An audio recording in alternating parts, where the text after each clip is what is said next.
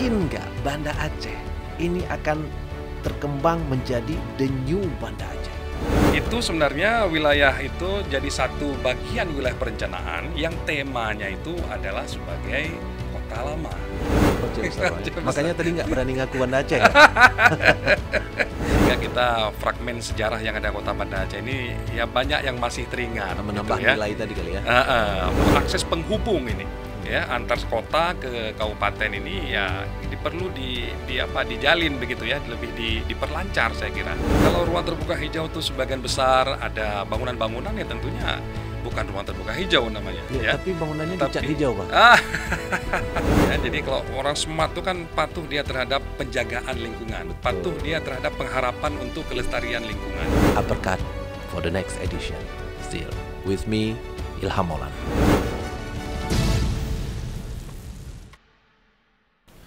Assalamualaikum warahmatullahi wabarakatuh. Halo semuanya, senang sekali kembali bertemu dengan saya Ilham Maulana di Uppercut edisi keempat pada hari ini. Dan seperti biasa juga Uppercut selalu menampilkan topik-topik menarik yang lagi aktual, lagi up to date, harus kita bahas, mesti kita cari solusinya dan kita datangkan orang-orang yang pantas untuk membicarakan. Dan kebayang nggak saat-saat sekarang setelah 2 tahun lamanya kita terhubung dengan pandemi sehingga Banda Aceh sepi. Kemana-mana kita jalan jarang kelihatan macet. Tiba-tiba sekarang ketika luring kembali dibuka, anak-anak kuliahan, mahasiswa kembali menyerbu Banda Aceh, macet di mana-mana. Kebayang nggak? Sudah mulai orang menggerutu, ada macet di mana-mana. Ramai orang di setiap persimpangan, terjadi kecelakaan walaupun kecil ya di hampir semua perempatan jalan. Nah, bisa jadi itu ada hubungannya dengan penataan kota yang barangkali memang harus masih dikembangkan. Kita hadirkan malam hari ini seorang pakar yang tahu persis tentang tata kota, tata lingkungan, dan segala sesuatu yang terhubung dengannya. Profesor Dr. Asfa. Assalamualaikum, Bang. Waalaikumsalam warahmatullahi wabarakatuh. Ini walaupun profesor, saya panggil Bang. Silakan. Nah, itu titel mulia dari saya. Silakan Bang Ilham. Oke, alhamdulillah. Bang Asfa, apa kabar di malam ini? Alhamdulillah baik. Baik ya. Cerah kelihatan. Alhamdulillah. Ya. Tapi kalau melihat situasi Banda Aceh sekarang ini kayaknya pasti kalau jalan-jalan di jalan-jalan itu sekarang ini ketika sudah terjadi macet di mana-mana, hilang cerahnya ya. Emang hampir menjadi problem di banyak kota itu, masalah kemacetan. Oh, bukan Banda Aceh saja. Bukan Banda Aceh saja. Barangkali mungkin karena memang kita sudah terlanjur membandingkan ini ya. Kemarin sempat sepi 2 tahunan, tiba-tiba jadi ramai demikian, sehingga jadi kepikir kembali ya. Ini apa yang kurang dengan kota ini? Gimana ini pandangan Bang Asfa pertama ini ketika melihat Banda Aceh ini dengan kondisi kekinian nih, Bang? Baik. Jadi perlu kita sampaikan juga ya bahwa Banda Aceh ini kan hanya memiliki luas 60 km persegi lebih kurang atau sekitar 6.000 hektar. Nah, tentunya untuk pembangunan infrastruktur ya, permukiman dan sebagainya itu perlu untuk coba dikembangkan lagi, khususnya pada tempat-tempat yang memang menjadi titik-titik kemacetan ya, titik-titik untuk pengembangan ruas jalan yang lebih diperlebar begitu sesuai dengan kebutuhan. Seperti kita lihat sekarang di kawasan Ule Karing sajalah, itu hampir tiap pagi ya, kemudian sore itu memang mengalami kemacetan yang luar biasa. Demikian juga daerah pinggiran kota, seperti untuk menuju Cot Iri ya, seterusnya itu setiap pagi dan sore juga mengalami kemacetan. Mengapa demikian? Banyak fasilitas kota kita lihat kan seperti menumpuk ya, seperti yang berada di Darussalam misalnya. Di sana ada Universitas Syiah Kuala, kemudian juga ada UIN, kemudian juga ada kampus-kampus lain yang berada di sekitar. Nah, tentunya ketika datang itu pada waktu yang sama ya, jam kuliah yang sama, jam 8 pagi misalnya. Jadi semuanya tuh bergerak di waktu yang sama. Kemacetan itu tentunya terjadi pada saat kita sama-sama melakukan perjalanan di waktu yang sama begitu. Ke tempat yang sama. Ke tempat yang sama. Oleh karena itu ya tentunya mesti didukung oleh kebijakan-kebijakan lanjutan ya, misalnya mengupayakan atau mendorong ya semua, bukan semua juga ya, artinya yang bisa mendapatkan akses untuk menuju ke kampus dengan menggunakan public transportation, nah itu sebaiknya menggunakan itu supaya penggunaan kendaraan pribadi ini bisa lebih berkurang. Dan tentunya saya kira untuk fasilitas itu Banda Aceh sudah memiliki sebenarnya. Transkutaraja, tetapi keinginan mahasiswa untuk naik barangkali itu masih perlu coba kita dorong. Itu hampir di setiap perkuliahan saya tanya, itu kamu naik apa datang kemari gitu. Jadi sebagian besar itu memang masih menggunakan kendaraan pribadi. Iya. Padahal akses kalau saya melihat dari Transkutaraja itu sudah mencapai dekat Fakultas Teknik ada halte ya, kemudian ke kedokteran dan sebagainya lah. Memutar lewat ring road itu. Nah, itu saya kira untuk menjangkau universitas atau fakultas sudah sangat baik saya kira. Cukup hanya memadai. dorongan saja ini. Kemauan orang untuk mau naik Transkutaraja itu perlu ke depan lebih ditingkatkan dalam upaya mengurangi penggunaan kendaraan pribadi. Ujung-ujungnya adalah untuk mengurangi penggunaan kapasitas jalan yang berlebihan sehingga jalan bisa jadi lebih tertib dan berkurang kemacetan. Baik, kalau kita hubung-hubungkan ini Bang, kita banding-bandingkan antara Banda Aceh dengan kota-kota besar lain yang sudah duluan maju. Anggaplah beberapa kota di Eropa misalnya atau di Amerika dan seterusnya ya. Setahu saya di beberapa kota yang besar-besar seperti itu malah kemacetan itu jarang terjadi. Ya, fasilitas publiknya seperti yang Bang Asfa sebutkan tadi, jalan dengan baik gitu ya. Barangkali apa permasalahan utama sebenarnya ketika fasilitas publik di tempat mereka sangat reliable, ya di tempat kita barangkali, apakah Abang melihat mungkin sesuatu yang masih mungkin harus ditingkatkan di posisi itu? Betul sekali Bang Ilham. Jadi terkait dengan fasilitas kota, mungkin dari segi public transportation tadi itu, tentu banyak hal yang perlu ditingkatkan ya. Misalnya apa? Yang berkaitan dengan penjadwalan misalnya. Jadi kalau kita lihat di luar itu kapan masuk bus itu udah tahu kita jam berapa, kemudian kita harus menunggu di halte jam berapa. Dan itu on time ya? On time. Kita itu udah tahu berada di halte jam sekian, 1 menit kemudian kita udah pasti akan menggunakan public transportation itu. Dan kita tahu jam berapa bus akan datang lagi? Iya, jam berapa akan datang lagi. Sehingga kita dari kampus pun tahu jam berapa kita berjalan kaki menuju ke halte. Nah itu ke depan perlu ditingkatkan itu. Yang kedua yang perlu ditingkatkan itu adalah akses ya. Akses di mana tempat berdomisili mahasiswa misalnya begitu, itu yang dekat dengan halte yang paling mudah dia jangkau. Ya, jadi otomatis perencanaan permukiman ke depan itu harus sudah mempertimbangkan itu. Jadi sehingga jarak berjalan orang ke halte tidak terlalu jauh. Jadi itu barangkali jadi satu faktor juga. Nih saya pergi ke halte itu 1 kilo misalnya. Nah itu kan apalagi kondisi cuaca di Banda Aceh ini kan relatif panas. Kalau di Jepang misal lebih dingin, orang mau berjalan di atas 500 meter. Tapi di kita ini barangkali 300 sampai 400 meter. Jarak orang mau berjalan. Tapi kalau itu haltenya mungkin agak jauh, ya sehingga itu niatan ya untuk menggunakan public transportation menjadi lebih berkurang. Ya, itu beberapa faktor. Mungkin banyak faktor-faktor lain lagi. Baik, itu dari sisi transportasi Bang ya. Memang kalau kita bahas dari sisi transportasi ini banyak sekali kondisinya. Banyak. Karena jumlah kendaraan kayaknya bertambah, jumlah jalan nggak bertambah gitu ya. Betul. Cuman pembahasan tata kota ini kan bukan serta-merta cuma tentang transportasi. Ada di situ penghijauan, ada di situ pemukiman, ada di situ kawasan industri, kawasan pendidikan dan sebagainya. Saya pengen tahu dulu pendapat Bang Asfa dengan kondisi kekinian di Banda Aceh sekarang ini, penataan yang kita sebut-sebutkan tadi. Gimana pendapat Abang melihat Banda Aceh? Oke, baik. Kota Banda Aceh sebenarnya dibanding dengan kota-kota lain yang ada di Aceh ya, untuk dari segi peraturan itu sudah lumayan lengkap. Kita sudah ada rencana tata ruang wilayah kota Banda Aceh melalui Kanun nomor 2 tahun 2018. Kemudian juga sudah ada kanun yang berkaitan juga dengan penanggulangan permukiman kumuh. Itu sudah ada juga, saya lupa nomor kanunnya. Kemudian yang terbaru kita sudah memiliki, bukan kita, kota Banda Aceh ya telah memiliki. Kita kan orang Banda Aceh. Orang Banda Aceh. Peraturan Wali Kota nomor 13 tahun 2021 kalau saya tidak salah begitu, itu mengenai rencana detail tata ruang kota Banda Aceh. Nah, itu dibuat sebenarnya untuk menghasilkan kota Banda Aceh ini secara lebih teratur, ya, efisien dalam hal penggunaan lahannya, ya, kemudian ada pedoman bagi pemerintah dan masyarakat untuk sama-sama memiliki peraturan yang ada dalam upaya implementasi itu. Nah, setiap tata ruang itu selalu menginginkan agar sebuah kota itu ya minimal dari segi kemacetan tadi, kan terkait dengan efisiensi penggunaan lahan, di mana menggunakan menempatkan kawasan permukiman, di mana perkantoran, ya, di mana kawasan pendidikan dan sebagainya, semua sudah diatur sedemikian rupa sebenarnya. Nah, barangkali di dalam pelaksanaan implementasi, ya, karena belum semua tuntas, karena dalam satu tata ruang itu kan jangkauan perencanaannya mencapai 20 tahun.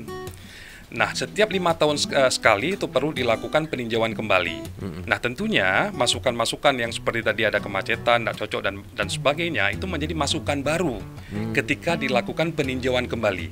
Apa-apa yang kurang, ya, karena barangkali pada saat penyusunan di awal itu barangkali belum terpikirkan atau belum ada data tentang itu. Tetapi dengan perkembangan ke depan yang sangat-sangat cepat, tentu perlu dilakukan peninjauan kembali setiap 5 tahun. Tapi konteksnya kan begini, Bang. Oke lah ditinjau kembali, tapi masalahnya kan ruang-ruang publik tadi kan sudah terbangun. Daerah-daerah sudah terbangun dan sebagainya dan sebagainya. Kayak sekarang lah kondisinya yang sekarang ini adalah seperti Bang Asfa sebutkan tadi, bahwa institusi pendidikan itu menumpuk di Darussalam. Sehingga orang macet semuanya ke situ karena berada pada tempat dan waktu yang sama menuju ke tempat yang sama. Nah, itu kan sudah kadung, sudah jadi. Betul, gitu. Nah, jadi setelah pun dievaluasi 5 tahunan tadi, memang mau dibuat apa ini? Ya, misalnya begini, kalau ada peningkatan jumlah mahasiswa, ya, yang datang ke kampus, ya, baik itu Unsia, UIN dan sebagainya yang berkumpul di tempat dan tersebut. itu sudah pasti. Sudah pasti. Kalau dulu itu kita bisa melihat jalan yang ada di Lamnyong itu baru satu ruas saja, ya. Nah, dengan peningkatan dan sebagainya, ternyata sekarang sudah menjadi dua ruas. Nah, itu saya kira salah satu upaya untuk meminimalisasi penumpukan tadi. Nah, selain itu sudah banyak dibuka beberapa jalur lain sebenarnya, seperti yang dari daerah Cot Iri itu, ya, kemudian juga ada satu jembatan lagi yang berada di sekitar Rumpit atau Lamberung, Limpung. ya, itu merupakan salah satu upaya juga sebenarnya. Nah, ke depan apabila itu juga dirasa masih kurang, itu ke depan seharusnya ada perencanaan yang berkaitan dengan akses yang lain gitu. Karena yang menuju akses untuk ke Darussalam itu kan tidak hanya dari kota Banda Aceh saja, tapi juga dari wilayah yang berada di sekitar kota Banda Aceh. Mengapa demikian? Ada yang kos di kota, ada juga yang kos di sekitar Aceh Besar, ya. Seperti saya sendiri kan tinggal di Lamgapang, yang berada di Aceh Besar. Oh, Aceh Besar. Makanya tadi nggak berani ngaku Banda Aceh. Ya? Sehingga takut dicoret kakak. Ya? Akses ke kampus pun saya dekat kan untuk kegiatan sehari-hari gitu. Itu salah satu yang menjadi masukan, ya. Karena dalam peninjauan kembali itu sebenarnya yang paling dipertimbangkan adalah dinamika sebenarnya. Karena yang namanya sebuah kota dinamika sangat cepat sekali, Pak Bang Ilham kan. Jadi apalagi kadang-kadang ada yang dinamakan dengan rencana-rencana strategis di tingkat nasional yang ada di sini misalnya. Baik. Nah, itu kalau belum ada dalam rencana yang lama, tentu itu dimasukkan ke dalam rencana yang akan datang. Jadi saya ingin bicara agak ekstrim nih, Bang. Iya, aduh. Ya. Jadi kondisi ekstrimnya begini, bahwa Banda Aceh bagaimanapun kan sekarang sudah tertata sedemikian rupa. Mungkin tidak banyak hal yang bisa diubah. Kalaupun Bang Asfa tadi mengatakan ditambah akses, ditingkatkan fasilitas, itu barangkali tidak menolong secara signifikan, karena secara tidak langsung ada penambahan jumlah massa yang terus-menerus secara signifikan bertambah. Nah, saya berpikir mungkin nggak Banda Aceh ini akan terkembang menjadi the new Banda Aceh. So we gonna have two Banda Aceh, the old town and the new town. Kayak Dubai lah. Ya. Dubai kan ada kota lamanya dan kota baru yang dikembangkan yang hari ini gila-gilaan itu dipromosikan di seluruh dunia. Nah, Bang Asfa melihat itu nggak? Oke, baik. Kalau untuk konteks Banda Aceh, ya, menurut saya, pandangan saya, memang ini merupakan sebuah kota dalam skala yang masih kota menengah. Apa yang dikatakan sebagai kota menengah? Itu penduduknya itu belum di atas 500.000 penduduknya. Kalau sudah 500.000 dikatakan kota besar. Nah, untuk tingkat penduduk sendiri, peningkatan itu untuk saat ini masih mencapai sekitar 250.000 sampai 270.000. Mungkin kalau siang itu agak bertambah barangkali, karena juga banyak orang di luar daerah atau di Aceh Besar yang bekerja di kota Banda Aceh. Nah, tentunya kalau dikatakan new town of Banda Aceh misalnya begitu ya, itu saya kira masih apa namanya ya, kita perlu juga melakukan riset lebih lanjut. Tetapi dengan kondisi sekarang ya tentunya kita masih harus meningkatkan apa namanya fasilitas tadi itu ya, fasilitas baik itu infrastruktur maupun pembangunan-pembangunan yang berorientasi kepada peningkatan untuk permukiman masyarakat misalnya begitu. Karena selama ini kita melihat ya, itu kan masyarakat untuk tinggal saja, mengingat kota Banda Aceh dikembangkan dengan 2 buah pusat kota kita lihat ini. Jadi pusat kota yang pertama itu ya berada di sekitar Mesir Raya. Kota itu sebenarnya itu merupakan kota lama sebenarnya itu. Jadi itulah Old Town berarti ya. Itu sebenarnya wilayah itu jadi satu bagian wilayah perencanaan yang temanya itu adalah sebagai kota lama. Jadi tema di situ itu melakukan konservasi, preservasi terhadap bangunan-bangunan bersejarah yang ada di sekitar itu. Walaupun bangunan bersejarahnya kita lihat ya sebagian besar berada di Jalan Ahmad Yani, yaitu di pertokoan itu, pertokoan apa yang memiliki style lama itu ya. Nah, itu saja. Tapi kalau gedung-gedung dan lain-lain mungkin saat ini Banda Aceh tidak memiliki lagi yang perlu dikonservasi ya. Mungkin selain masjid ya. Ya masjid itu tentu ya. Kemudian satu lagi yang masih tersisa ya Bank Indonesia. Nah, itu bangunan lama yang masih perlu dilakukan preservasi.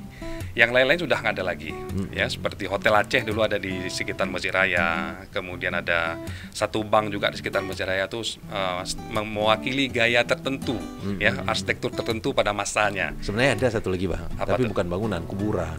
Oh ya, Kerkhoff ya. Ya, betul. Tetapi kalau yang perumahan, rumah-rumah panggung itu masih ada juga di sekitar Nesu. Betul. Karena kalau kita lihat di tempat lain misalnya ya, itu banyak bangunan-bangunan lama yang masih dipertahankan, itu dijadikan sebagai kantor ya, misalnya seperti yang di Medan misalnya Jalan Pemuda, itu kan banyak bangunan-bangunan lama dijadikan sebagai kantor-kantor bank ya. Jadi dilakukan di situ adaptive reuse. Dilakukan adaptasi terhadap kondisi masa kini. Misalnya dulu kan belum ada AC, belum ada eskalator barangkali ya. Jadi dalam bangunan lama itu ya tinggal ditambahkan itu supaya bisa digunakan dengan kondisi kekiniannya. Sekaligus memelihara situs sejarah gitu ya. Jadi perlu saya tambahkan juga Bang Ilham bahwa Banda Aceh ini dalam segmentasi temanya itu ada 4 sebenarnya. Jadi salah satunya adalah bertemakan kota lama, yaitu Mesir Raya, tambah Penayung, dan juga di sekelilingnya lah, sekitarnya itu. Tadi kan ada 2 kota tadi Bang. Apa tuh? Nyebut. Tadi 2 pusat kota tadi. Oh, 2 pusat kota, betul. Saya udah dari tadi bertanya-tanya nih. Okay. Satu lagi mana nih? Ya. Jadi satu lagi itu ditempatkan di daerah Batoh. Nah, jadi Batoh itu merupakan pusat kota kedua untuk kota Banda Aceh ini. Saya tadi menebak Darussalam, Bang. Oh, enggak. Darussalam itu masih menjadi pusat lingkungan dia. Sedangkan Ule Karing ya itu sebagai sub pusat kota. Karena di dalam kota ini kan berhierarki.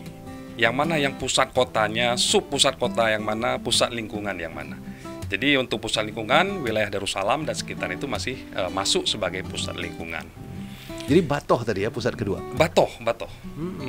Itu dasarnya apa? Nah, jadi kalau kita katakan sebagai dasar ini tentunya merupakan keputusan dari peraturan gitu ya. Tapi kalau saya kira memang untuk tujuan pengembangan. Ya, jadi mungkin wilayah Batoh dinilai pada saat itu berpotensi untuk dikembangkan. Kemudian dijadikanlah dia sebagai pusat kota ya. Mungkin tentunya kita menentukan pusat kota itu ada beberapa kriteria tentunya. Salah satunya adanya pusat pertumbuhan di situ, ada pusat ekonomi, kemudian barangkali didukung ada terminal dan sebagainya begitu ya, sehingga itu dijadikan sebagai salah satu pusat kota Banda Aceh.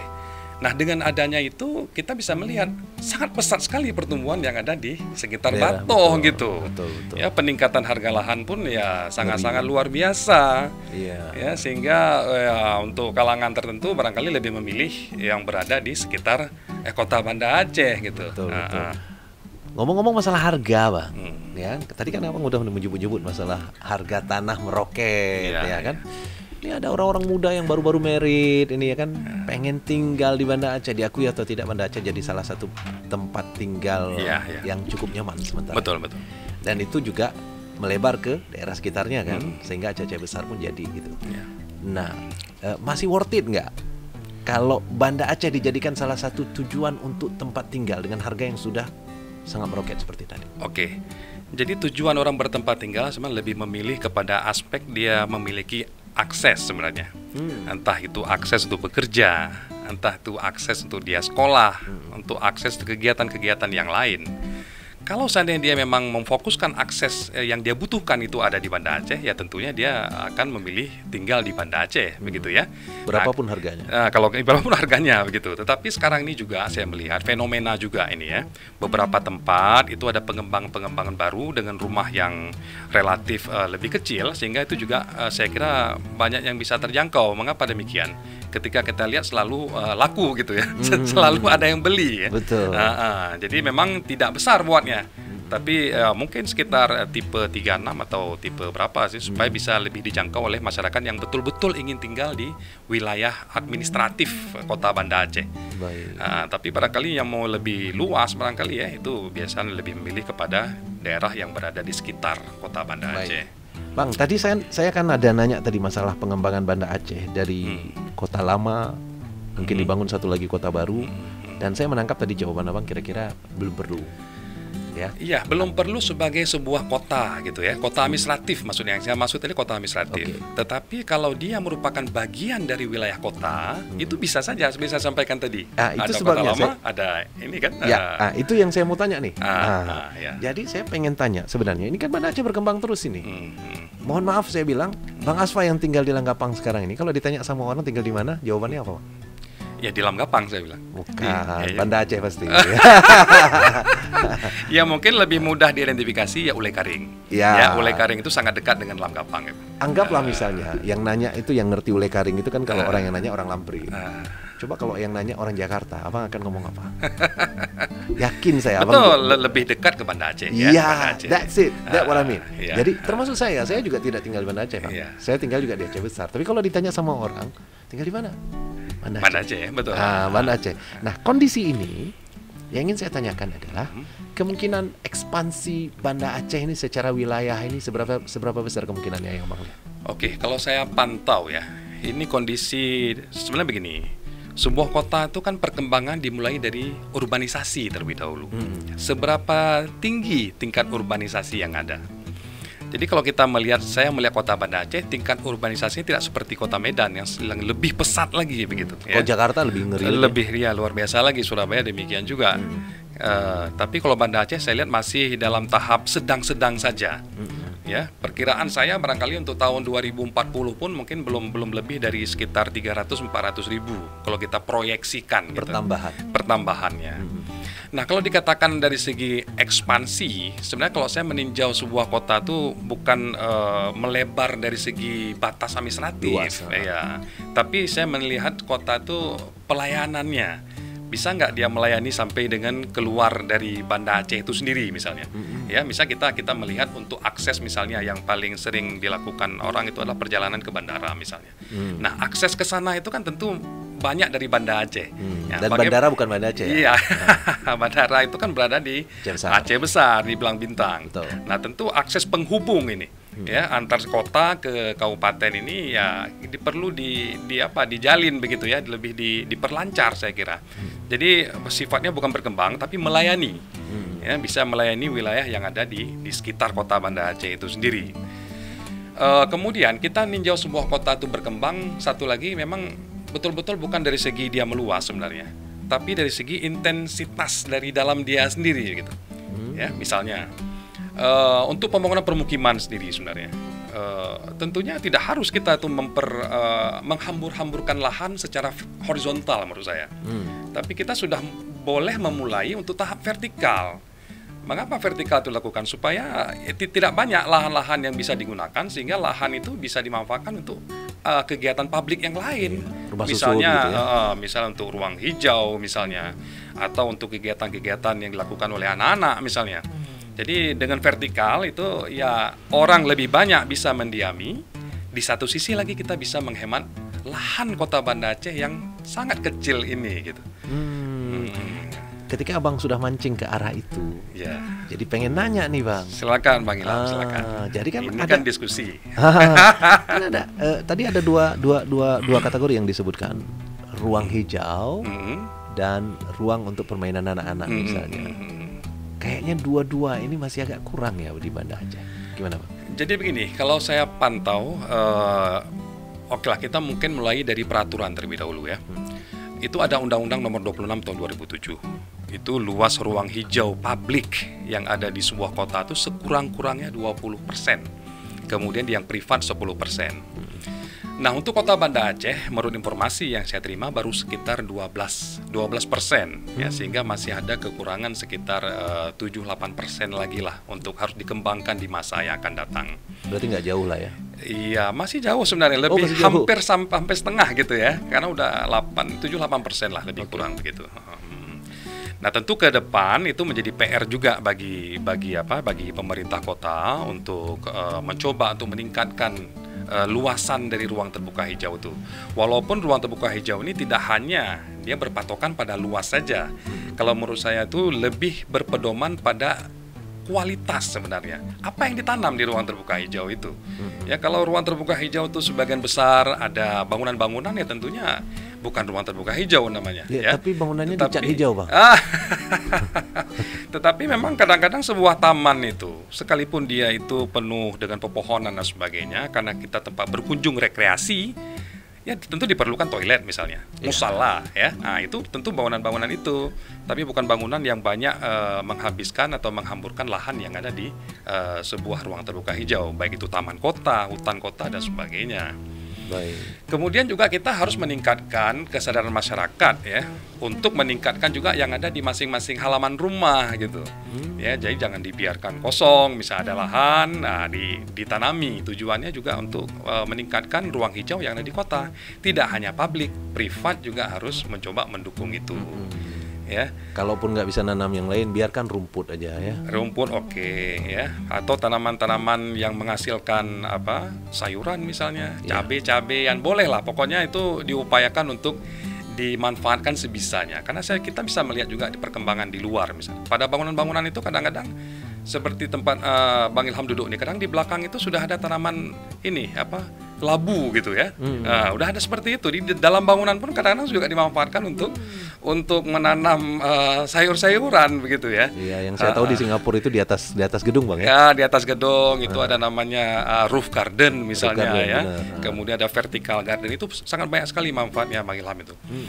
Kalau dari riset saya itu, dengan banyaknya pepohonan itu justru akan mengurangi fenomena urban heat island sebenarnya. Apa itu bang? Ya, urban. Bahasanya berat itu. Waduh. Fenomena pulau panas kota ya. Jadi kita bisa melihat, saya udah pernah meliti untuk kota Banda Aceh itu ada bagian-bagian yang memang terasa land surface temperaturnya itu tinggi. Ya, kemudian pada kawasan yang ada ruang hijaunya udah turun dia land surface temperatur itu. Dari situ kita bisa menyimpulkan bahwa setiap pembangunan yang kita lakukan tuh harus disertai dengan tanaman-tanaman hijau, pepohonan dan sebagainya. Jadi tidak hanya menumpuk pada satu tempat, tetapi dia berkolaborasi atau berkonfigurasi pepohonan-pepohonan itu dengan building-building yang dibangun di sebuah kota ya, khususnya di kota Banda Aceh. Itu nanti terhubung juga dengan antisipasi banjir kali ya? Iya, karena begini, kalau banjir itu tentunya dengan banyak pepohonan kan lebih mudah penyerapan dilakukan gitu ya. Penyimpanan air bisa optimal, kemudian peresapan pun bisa cukup baik ya, run off pun bisa menjadi kecil. Betul. Tapi kalau nggak ada tanaman, run off itu juga bisa besar jadinya ya. Bang, kita udah bicara panjang lebar nih. Baik. Dan rata-rata kan kita bicara Banda Aceh tadi barusan ya. Baik. Saya pengen dapat penilaian nih dari Bang Asfa. Di satu sisi sebagai penduduk Banda Aceh dalam tanda petik ya. Di sisi lain adalah sebagai pengamat tata ruang, tata kota dan sebagainya. Iya, oke. Kalau Mm-mm. mau dilihat dari kenyamanan untuk tempat tinggal, Mm-mm. Banda Aceh ini dari angka 1 sampai 10 di mana berada? Kalau untuk permukimannya gitu ya, Ya. tempat kita bertinggal lah, boleh dikatakan Tempat tinggal. begitu, tempat tinggal ya sekitar 7. Ya, sekitar 7. Boleh saya bandingkan dengan kota lain, Bang? Misalnya, Kalau Medan menurut Abang berapa? ya karena kita tidak lama tinggal di sana gitu ya. Saya tahu Abang sekolah di Medan. Iya, tapi kan terbatas. Baiklah. Kalau di Banda Aceh ya udah sangat-sangat lama sekali kan, udah masa kecil juga kita berada di kota Banda Aceh. Betul. Sehingga kita fragmen sejarah yang ada kota Banda Aceh ini ya banyak yang masih teringat Menambah gitu ya. nilai tadi kali ya. Banyak yang masih bisa kita Tapi ingat-ingat. segitu pun Banda Aceh cuma dapat nilai 7 tadi. Ya. Jadi begini, mungkin kalau Banda Aceh ya, saya kira dari segi infrastruktur permukiman. Jadi namanya setiap permukiman ini kan selalu didukung oleh fasilitas lingkungannya. Salah satunya misalnya saluran, ya, drainase, kemudian jalan yang bisa diakses gitu. Kadang-kadang banyak yang jalan sangat kecil ya, sehingga untuk berpapasan dengan kendaraan lain menjadi sangat terbatas sekali. Kemudian dari segi air bersih barangkali ya, itu juga kadang-kadang dari warga sering menyampaikan ada beberapa kendala begitu ya, kadang-kadang lancar, kadang-kadang tidak. Nah itu aja, sebenarnya sesuatu itu selalu kita tinjau dari segi infrastruktur pendukungnya sebenarnya. Terutama pendukung untuk kebutuhan utama ya. Kebutuhan utama untuk warganya begitu. Untuk warga. Baik. Jadi kan tujuan tata ruang ini sebenarnya kan untuk menghasilkan kota yang aman, nyaman, dan layak huni. Nah tentunya itu sangat terkait dengan fasilitas pendukung yang ada yang mensupport baik itu permukiman maupun untuk kegiatan-kegiatan yang lain. Baik, luar biasa. Oke, ini di akhir Bang. Kita sudah bicara panjang lebar tadi kan, dengan kondisi Banda Aceh yang seperti ini. Ya. Saya menangkap nilai tadi bahwa Abang cukup puas berada di Banda Aceh, meskipun di beberapa hal masih ada yang harus dikembangkan. Iya, khususnya fasilitas pendukung tadi. Fasilitas pendukung. Mungkin sebagai rakyat nih, sebagai penduduk ya, walaupun kita berada di Banda Aceh Coret nih ya, sebagai penduduk itu apa yang perlu dilakukan penduduk? Karena ketika kita bicara fasilitas, ketika kita bicara tata ruang dan sebagainya, bayangannya selalu pemerintah harus buat ini, ya kan? Nah, penduduknya sendiri itu harus buat apa, Bang? Jadi begini, kalau saya kebetulan berada di Aceh Besar ya, di lingkungan permukiman saya memang masih sangat terbatas, baik itu jalan lingkungan maupun saluran lingkungan. Jadi untuk penduduk yang kita lakukan saat ini tentunya kita harus kembali kepada identitas kita ya.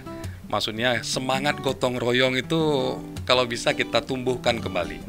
Nah itu yang sering kami lakukan di lingkungan kami ya, sama-sama membersihkan saluran yang ada ya, walaupun sebagian besar tidak ada, tapi yang ada tuh kita coba bersihkan begitu.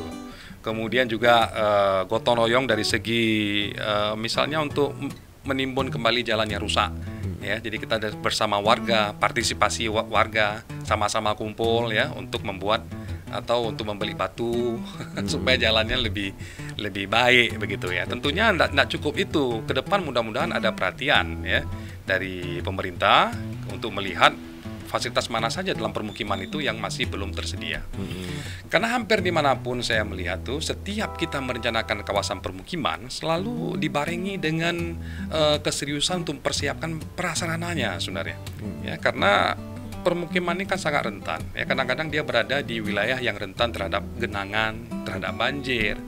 Jadi kalau saluran tidak dibuat ya atau tidak optimal begitu, itu tentunya akan membuat genangan, banjir dan sebagainya. Tapi yang saya lihat Bang, malah banyak itu baru dibuat saluran, tiba-tiba salurannya macet kemudian. Iya. Nah, itu kan kayaknya bukan pemerintah juga itu. Betul. Maksudnya kepedulian kita bersama juga ya, sama-sama membersihkan misalnya. Kemudian ya kita harus sadarlah kalau ada botol aqua ini jangan dibuang juga ke dalam saluran begitu ya. Mungkin lebih enak lagi ngomongnya bukan pembersihan ya, pencegahan dari awal. Betul, ya. Karena begini, untuk sampah itu kan berkaitan dengan sampah juga. Kalau kita memang betul-betul mau melaksanakan prinsip-prinsip reuse ya, reduce, recycle, saya kira itu bisa, itulah pola-pola hidup kita yang menuju smart sebenarnya. Ya, jadi kalau orang smart itu kan patuh dia terhadap penjagaan lingkungan, patuh dia terhadap pengharapan untuk kelestarian lingkungan. Berarti konsep smart city dengan masyarakat yang belum sadar dan aware seperti itu belum cocok kayaknya. Ya, memang konsep smart city itu harus didukung oleh smart people juga memang ya, tapi kan pelan-pelan menuju ke arah itu. Betul. Karena setiap pembangunan itu sangat tidak mungkin kita buat tiba-tiba gitu ya. Tapi persiapan untuk masyarakat juga penting untuk mempersiapkan itu. Capacity buildingnya. Iya. Baik, makasih banyak ini Bang Asfa, luar biasa, ini banyak hal yang kita sudah gali pada malam hari ini. Intinya ada beberapa hal yang memang di Banda Aceh ini memang masih harus dicatat dan diperbaiki. Oh tentu, hampir semua kota seperti itu, Hampir saya semua kira kota ya. gitu ya. Baik, terima kasih banyak pembicaraan malam hari ini luar biasa. Insya Allah kita akan membahas bidang lain lagi nanti, kemungkinan kita akan undang lagi Bang Asfa, jangan bosan. Insya Allah hadir. Terima kasih banyak Bang. Sama-sama Bang Ilham. Oke. Ya. Baik semuanya, alhamdulillah dari pembicaraan yang kita baru saja lalui, ada banyak hal yang bisa kita catat untuk kita amalkan, atau beberapa hal bahkan kita perlu perbaiki. Ya. Dan itu bisa jadi juga terhubung dengan Uppercut for the next edition. Still with me, Ilham Maulana. Assalamualaikum.